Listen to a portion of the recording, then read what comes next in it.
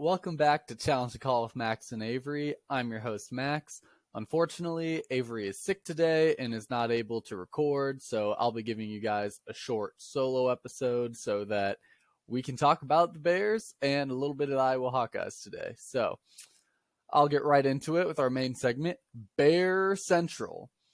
First things first, we beat the 49ers.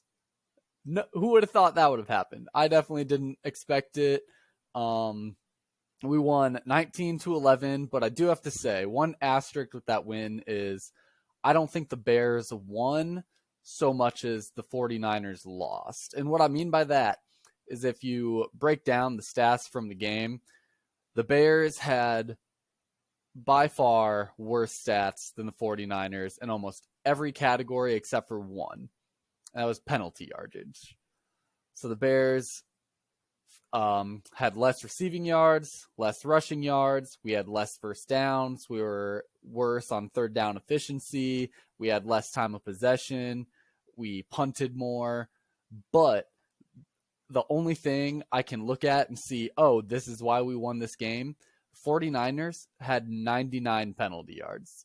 That's an entire field's worth. So by all means, the 49ers definitely just beat themselves compared to the Bears actually winning this game. But hey, we're 1-0 in the record book. It might be the only time we see a winning record this season, so I'm going to take it.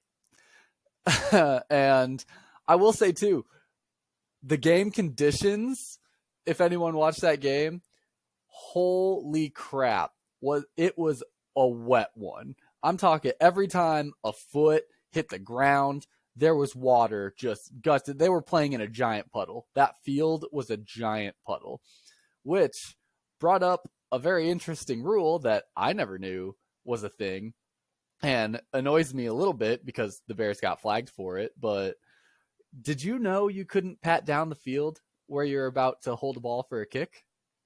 Because I never knew that. Not that I think I would have ever tried to do that, but I didn't realize that was such a big issue. And I'm slightly annoyed that there wasn't just like a warning or anything like when he was doing it, that it was just an immediate penalty. It feels like one of those obscure rules that like who would ever think that's an issue. But I mean, in the end, I guess it didn't hurt us too bad because, 49ers had a lot more penalty yardage than what we got off of that. So I'll take it.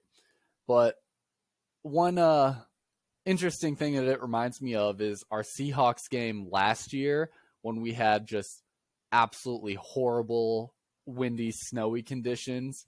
And we also won that game.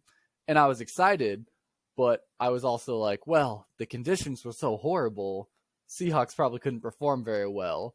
And so my takeaway right now is that for the Bears, I think we're a really good bad conditions team.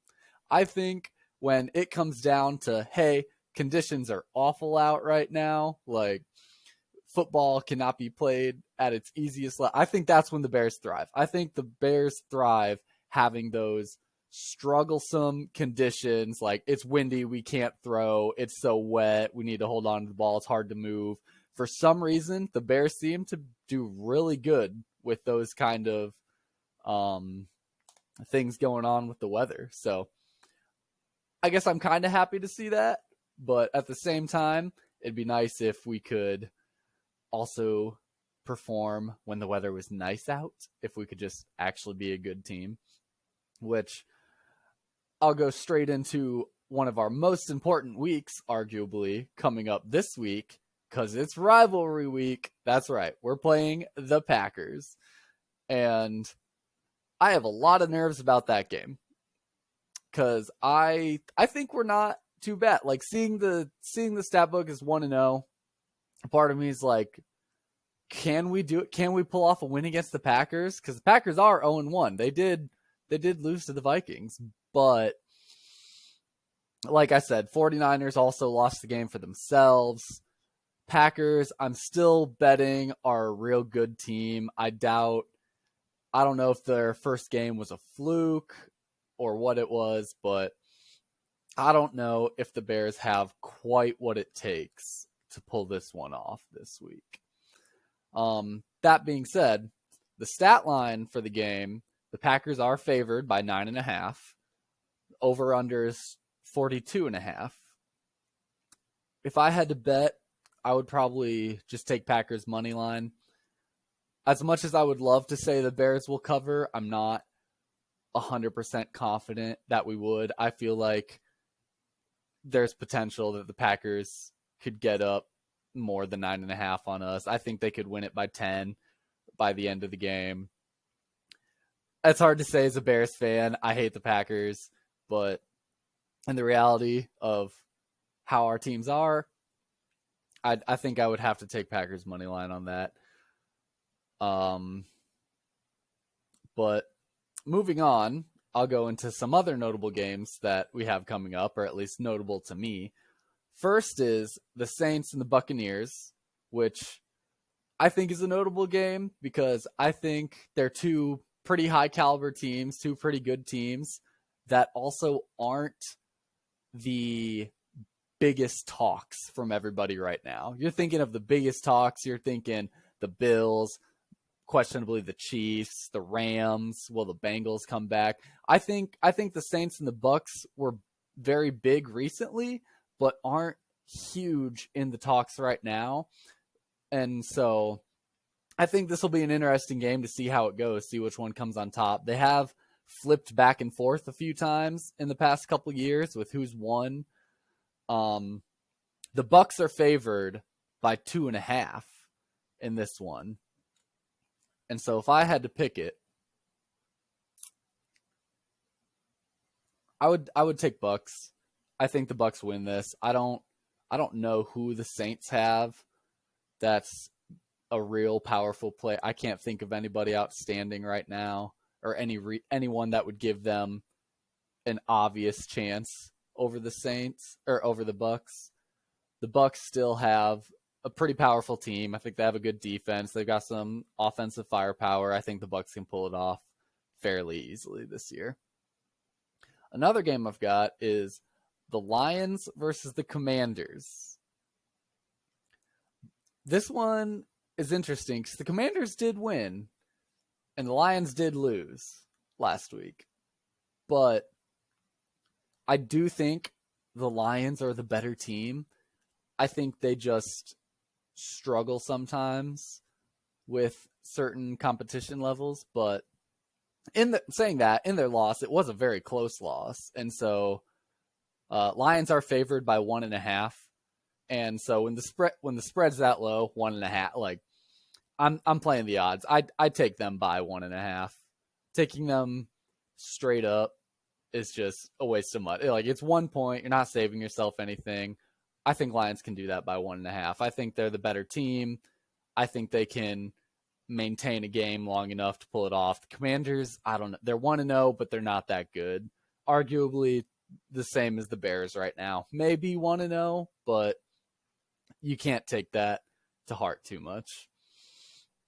Anyway, moving on from that, I'll talk a little bit about the Iowa game that's coming up. I know we kind of mentioned it last week, and we also recapped the old games last week, so I won't talk about those at all. But there is a stat line out for the Nevada game now, Iowa versus Nevada, and Iowa is favored by 23.5, which, like I said last week, I don't know a lot about Nevada, but that seems a little high. I don't think Iowa will even score 23 points in the game. Our offense right now is averaging 6 points a game or something, like 7 points a game. And so I don't think we're even going to score 23.5 points. That being said, I think Iowa's going to win, and maybe I'm just being hopeful there. Maybe Nevada could pull it off, but like I would take Iowa money line. I think Iowa's going to win the game, but I don't think they're going to win by a ton like this is showing. I will say the obvious bet to me to take here, the over-under on the game is 39.5. I'm hitting that under. I'm hitting the under all day. Iowa has no offense. like I said, we're averaging 7 points a game. That being said, our defense is averaging, giving up like 6 points a game, something like that, 5 or 6 points a game.